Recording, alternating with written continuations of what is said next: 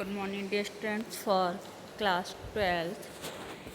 Continue discussion for chapter number 8, physiotherapy, physio sports medicine. आज का बेटा आपका टॉपिक है first aid, AIIMS and objective.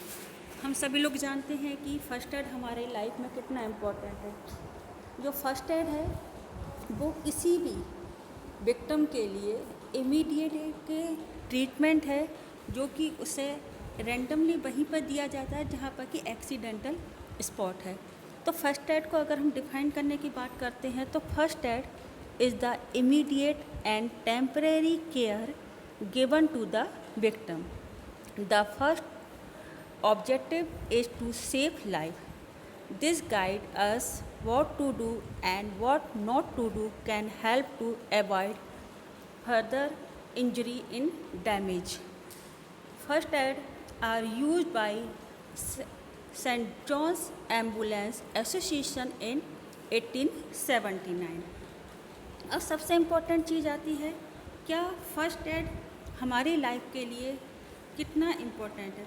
तो बेटा जो फर्स्ट एड है वो एक्चुअली एक ऐसा ऑब्जेक्टिव है जिसको लेकर हमेशा हम लोग डिस्कशन करते हैं कि इसके लिए कुछ जनरल प्रिंसिपल्स होने चाहिए।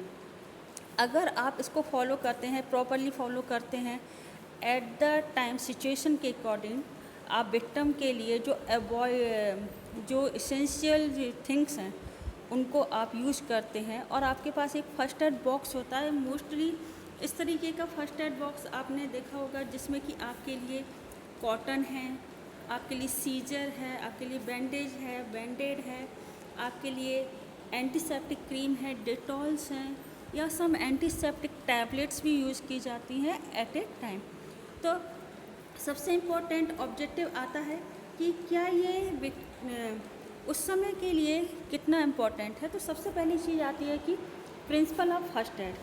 तो basically principle of first aid including safe response to emergencies is the benefit of the concerts and आप जो भी रिसोर्सेज हैं आपके पास उसको आपको प्रोवाइड करना है। Further harm to the casualty, आपको इस तरीके की कोई कैजुअलिटी ना हो उसके लिए आपको फर्दर उसको ट्रीटमेंट दिया जाता है। Safely moving the relieving pain and help suitable of the condition. तो बेटा प्रिंसिपल का इसके अलावा एक सबसे इम्पोर्टेंट चीज़ आती है कि इस तरीके की वर्किंग में किस तरीके का और वर्क किया जा सकता है। तो बेटा फर्स्ट एड के कुछ इम्पोर्टेंस भी होते हैं, ऑब्जेक्टिव भी होते हैं। तो इम्पोर्टेंस क्या है? The importance of first aid is hard to over estimates. The largest benefit of first aid are it allow those trained with the punctuality, safe life saving ability to associate in the injury of ill person during the variety of the emergency situation। हम लोग सभी लोग जानते हैं कि immediate treatment या immediate first aid condition कितनी essential होती है। तो एक इसमें इम्पोर्टेंट चीज़ ये भी आती है कि 3 aims and objective of first aid are the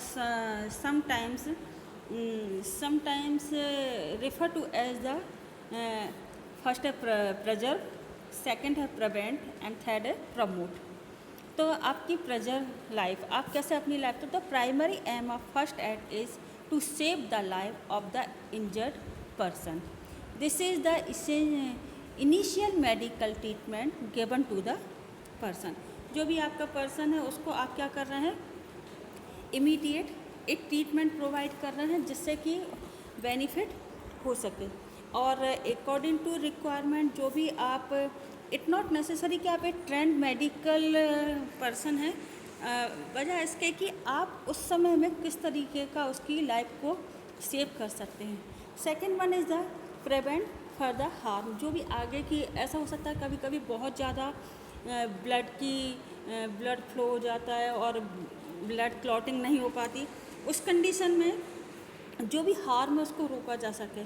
तो in this step the condition is the prevented from the getting worse and the production क्या completion। जो भी पेशेंट है आप उसको उसको एक सेफ़ एरिया के अंदर आप लेके आएँ। उसके बाद उसको जो भी है ब्लीडिंग वगैरह हो रही है उसको रोकने के लिए आप जो भी प्रिकॉशन यूज कर सकते हैं या जो भी इमीडिएट ट्रीटमेंट आप उसको दे सकते हैं, जिससे कि उसका ब्लड का फ्लो क्या होता है, रुक जाए। और इमीडिएट एड्स जो है, it is possible the first aid should be provide immediately at this time and we should not think about unless things, कुछ भी इस तरीके से नहीं सोचना चाहिए। और time is very precious at the moment, so without wasting any time and decisions should be taken and so that immediate aid may be given to the victim। आपके लिए है second one thing is think about ABC। अब आप पूछेंगे बेटा ABC क्या है, तो मैं आपको एक चीज़ ये बता रही हूँ कि आपने कभी ये देखा है कि आप जब कभी किसी को देते हैं तो the person who provide first aid to the victim should thinks about ABC। A means airway, B means breathing and C means circulation. Clear? Airway, breathing and circulation. First aid all the should check the throat of the victim. आप सबसे पहले उसकी वो check करिए कि उसको proper breathing हो रही है नहीं। Be should unbutton on the shirt and button, जो भी उसकी T-शर्ट वगैरह पहना है या वो उसकी कंडीशन, उसको थोड़ा सा सफोकेशन वगैरह कंडीशन ना हो तो आप उसको थोड़ा सा फ्री कर सकते हैं। We should check the respiration, आप उसकी सांस को चेक करिए कि वो प्रॉपर ब्रीथ कर पा रहा है कि नहीं। If victim respiration is not running well, we should give him artificial breathing। जो AB, जो हम लोगों ने एयरवे एंड ब्रीथिंग वाली बात कही है, वो यहाँ पे आपको इमीडिएटली जानी होती है। After that the person giving first aid should check his blood circulation. उसके बाद आप उसका ब्लड का सर्कुलेशन चेक कर सकते हैं कि पल्स वगैरह चेक कर सकते हैं आप। ये कि नॉर्मल कंडीशन है, ये नहीं है कि आप बहुत ज़्यादा ही एज ए मेडिकल रिप्रेजेंटेटर की तरह वहाँ पर बिहेव कर रहा है। आप एक नॉर्मल पर्सन होते हुए भी he should check the pulse rate and if he pulse is not fail by the first aider we should use cardio pulmonary respiration. जो टेक्निक्स है इमीडिएटली आप उनको देंगे। कैसे हैगा कि आप उसको अपने विक्टिम की क्या होगा कि आपकी उसकी चेस्ट को प्रेस करना है और आर्टिफिशियली ब्लड का सर्कुलेशन, जिससे हार्ट की पंपिंग वगैरह प्रॉपर हो सके। This process must be repeated at the 15 time. आपको ये जो कंडीशन है उसको 15 टाइम्स आपको रिपीट करनी होती है। नेक्स्ट चीज़ आती है कि आपके पास जो आपने प्रिवेंट फर्दर हार्म के बारे में, उसके बाद नेक्स्ट चीज़ आती है प्रमोटेड रिकवरी। तो आप क्या होगा, even during the recovery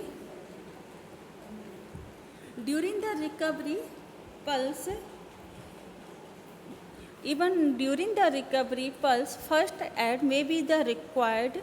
for example आप दे सकते हैं सिंपल फर्स्ट एड प्रोसीजर में be the involving in the apply plaster and completing the treatment. आप उसको अगर उसके फ्रैक्चर जैसी कंडीशन हो रही है तो इस सपोर्टर हैंड्स आपको क्या करते हैं, आप उसके गले में जो भी टाई है या आपके पास रुमाल्स हैं या ऐसी कोई थिंग्स है जिसको आप उसको गले में करके उसके हाथ को सपोर्ट दे सकते हैं।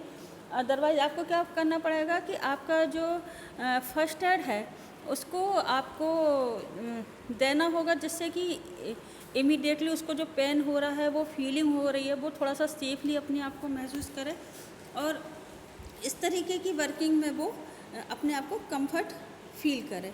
तो एक इम्पॉर्टेंट चीज़ क्या आती है कि फ़र्स्ट एड हमारे लिए एक इम्पॉर्टेंट चीज़ है, लेकिन फ़र्स्ट एड के लिए यहाँ पे कोई बात करी जाती है given below are the few tips are the preventing sports injury. अब हम बात कर रहे हैं स्पोर्ट्स इंजरी की, क्योंकि हम लोग फिजिकल एजुकेशन से रिलेटेड हैं। तो फिजिकल एजुकेशन में मोस्टली आपके जो इंजरीज़ होती हैं जो ड्यूरिंग द प्लेइंग एक्टिविटी होती है, तो उस समय में आपको कौन कौन से प्रिवेंशन स्पोर्ट्स इंजरी से रिलेटेड यूज़ करनी चाहिए। Do not trend if you in the feeling fatigue. अगर आप बहुत ज़्यादा टायर्ड हैं, बहुत ज़्यादा थके हुए हैं और आपकी प्रॉपर स्लीपिंग कंडीशन भी नहीं है, आप रात में भी नहीं सो पा रहे हैं, तो आपके लिए सबसे बेटर है कि कुछ टाइम तक आप अपनी जो ट्रेनिंग प्रोसेस है उसको थोड़ा सा होल्ड कर दें। During heavy training include more carbohydrate in your diet. सबसे इम्पोर्टेंट चीज़ क्या है कि जब हम अपनी डाइट को प्रॉपर रखते हैं तो हम किसी भी वर्कआउट को बहुत अच्छे से कर सकते हैं। इसलिए ये भी इम्पोर्टेंट चीज़ है कि आपकी जो भी आपकी वर्कआउट हो रहा है, जैसे आपकी टोटल 7 डे होते हैं 1 वीक में, तो आपकी 6 डे आपकी ट्रेनिंग पीरियड्स होता है, लेकिन लास्ट डे आपको जो संडे होता है वो कहीं ना कहीं आपको एक रेस्टिंग टाइम पीरियड्स के लिए दिया जाता है। जैसे हम लोग 6 डे स्कूल आते हैं और संडे हम लोग हॉलीडे होता है, इसी तरह हमारी ट्रेनिंग पीरियड में भी इस तरीके का एक रेस्टिंग प्रोसेस होना चाहिए। स्टॉप एनी एक्सरसाइज और activity if you feel not.